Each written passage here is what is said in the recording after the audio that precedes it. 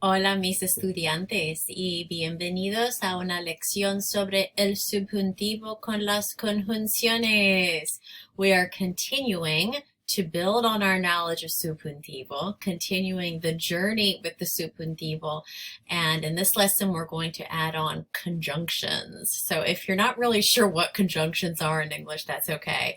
It will all come together. I have this image here to remind you of our vision of the classic structure of subjunctive, where I taught you about the subjunctive truck. So if that doesn't ring a bell, back up and pick up the information in the previous lessons about the subjunctive truck, because we're going to take that and we're going to keep moving. Everything that you've learned so far about the subjuntivo, that you needed que and a change of subject and edin. Remember, edin is emotion, doubt, influence, or negativity. That's all still true for that kind of classic subjunctive structure, okay? Bear with me. These little dancers are the classic, all right? All that still exists, but we also have something new that is separate and different. This is a different aspect of subjuntivo that we're going to start looking at. So it's exciting. Es una fiesta. Vamos a empezar el subjuntivo con las conjunciones. Okay.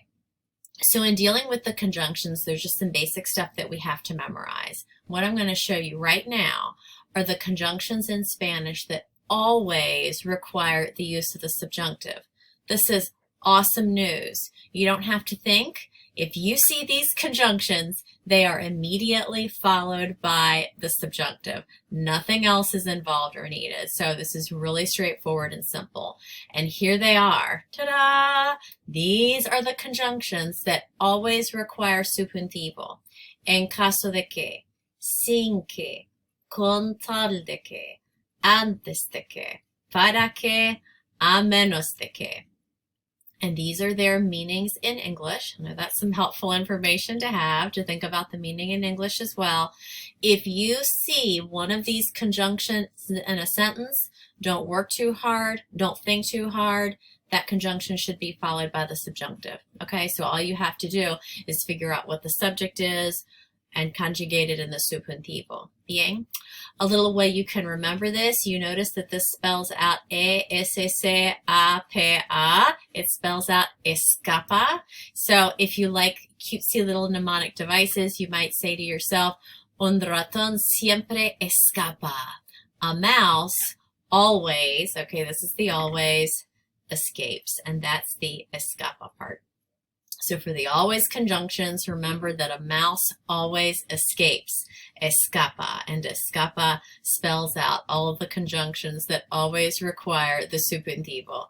If the mouse part is lost on you, don't worry, okay? You can just memorize that these are the conjunctions that always require the subjuntivo. Bien. So let's take a look at a couple examples of always conjunctions at work. Te llamamos mañana antes de que salgas. Antes de que is an always conjunction, so it's followed by subjuntivo salgas. We'll call you tomorrow before you leave, is the meaning of that sentence. La profe está en su oficina en caso de que los estudiantes tengan preguntas. En caso de que is an always conjunction, so the next verb is in the subjuntivo. The professor is in her office in case the students have questions. Otro ejemplo, no hay buenos resultados sin que hagamos sacrificios. Sin que is an always conjunction that we just learned on the last slide, so the next verb is in the subjuntivo. There are no good results without us making sacrifices. You could think of it as there are no good results without that we make sacrifices. Eh? So these are all always conjunctions, antes de que, en caso de que, sin que, so they're all followed by subjunctive. It's that straightforward, it's that clear, which I think is awesome. Now, we also have some sometimes conjunctions. Conjunctions that sometimes require the subjuntivo and sometimes they don't. So let's look at what those are, and then I'll get more specific. These are the sometimes conjunctions. Hasta que, tan pronto como, cuando, después de que, en cuanto. and here are their meanings.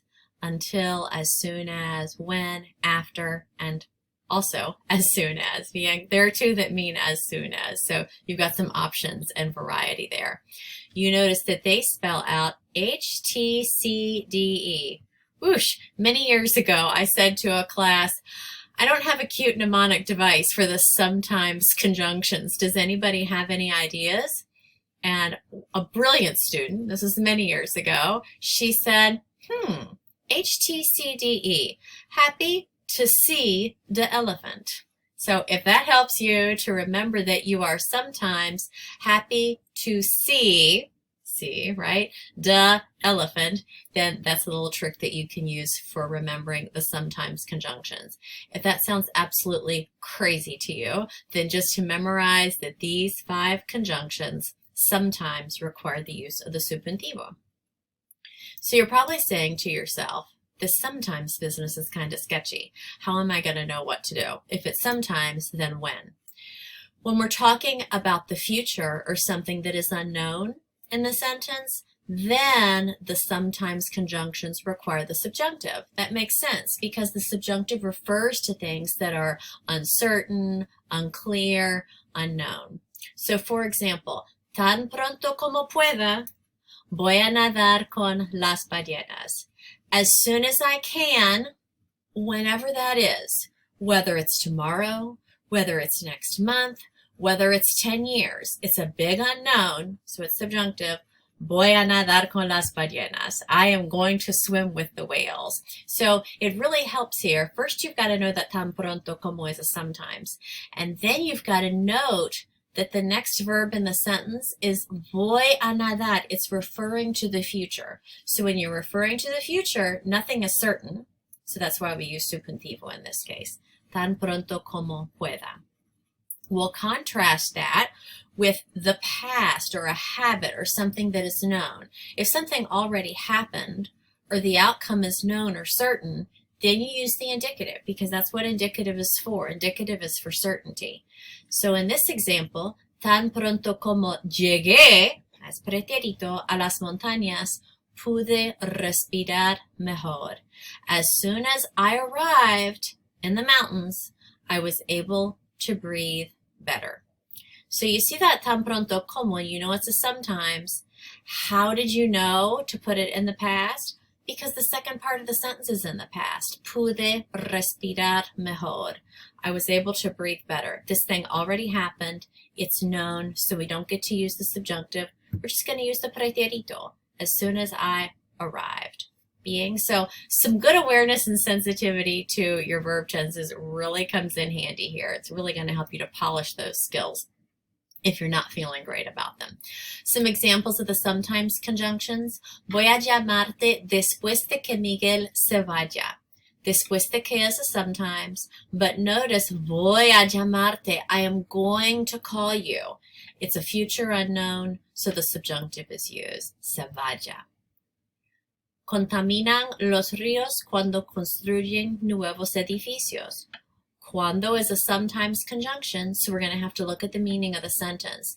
They pollute rivers when they construct new buildings.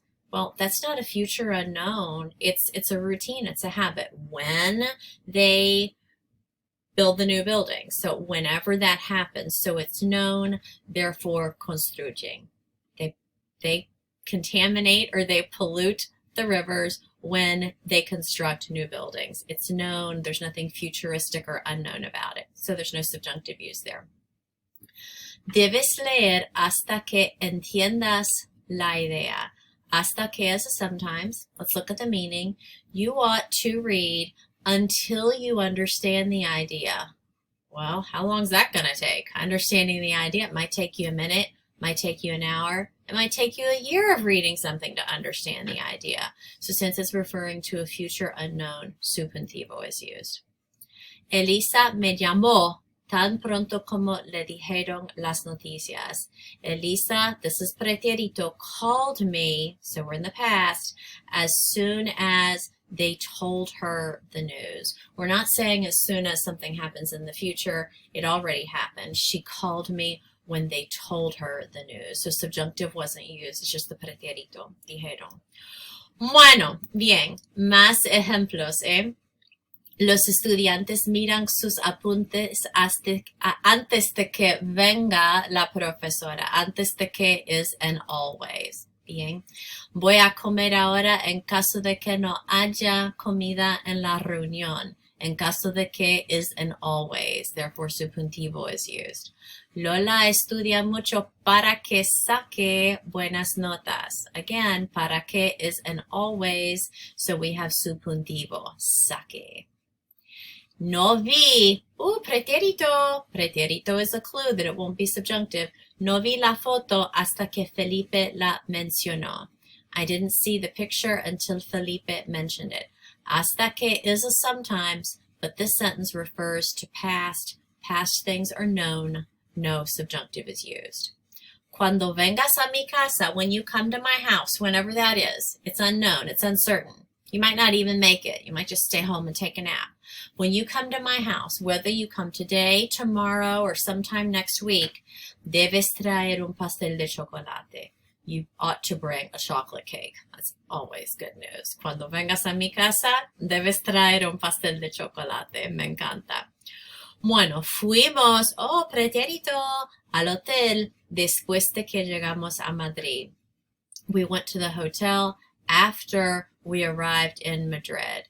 Después de que is a sometimes, but this sentence refers to the past. There's nothing unknown. It already happened, so no subjunctive is used. So you really have to dig in and think about the meaning of the sentence. Is it something known that already happened? Then no subjunctive. Is it unclear or a future thing? Then subjuntivo is used. Vale, something to be watching for, preposiciones. Did you ever learn this rule? Prepositions are always followed by an infinitive. This is a thing. You may or may not already be aware of it. But we're supposed to be saying things like, antes de dormir, me cepillo los dientes. After de, you use an infinitive. Estudio para tener éxito. I study in order to have success. Para is a preposition. Afterward, you're supposed to be using an infinitive. So that tends to come up around this time, so I just wanted to alert you to it. But what we've learned in this lesson still applies. Antes de que is followed by subjuntivo. Para que is followed by subjuntivo. So what I really want you to notice is that there's a difference between antes de and antes de que, and a difference between para and para que. So think about that, maybe pause and take in those examples for a moment and be thinking about applying that as we go forward. Bueno, here it is. Here's some práctica. It is worth your while to stop and truly do this, really think about it, and then check your answers, because these topics are definitely going to be in your tarea, and they're going to be really big on the examen on this topic. So take a pause. Keep in mind the ideas that I've talked about with the always and sometimes conjunctions, and then you can check yourself. Here you have the answers for those 8 practice questions, and they really are in depth. I've given you some explanation as to why the answers are what they are. Like in caso de que, it's an always conjunction. Para que is an always conjunction. It always uses subjuntivo. For the ones that are sometimes, I've given you a reason too, like tan pronto como is a sometimes, and the sentence is referring to the past. That's why the pretérito is used here. Another one kind of like that with ocho. Cuando is a sometimes, and we're talking about a habit or known thing. So that's why it was not subjuntivo. So think about those, really give yourself some time to mull it over and let this all kind of sift together in your brain. Katie tenía un sueño. So she said to herself, cuando sea mayor, quiero ser Catwoman. Cuando sea mayor, sea es subjuntivo. When I am older, whenever that is, whether that means when I'm 20 or 25 or 80, because it's unknown. Y su sueño se hizo realidad, and her dream became reality. So she dreamed of being Catwoman, and Yikes, this is what she ended up being. So I show you this for that example of cuando sea mayor, which is a really common expression. When I am older, whenever that is. Lots of things could happen in between now and then that are unknown. So a lot to think about here. Let me know what questions you have and we'll keep practicing and making progress with it. Muchas gracias y hasta luego.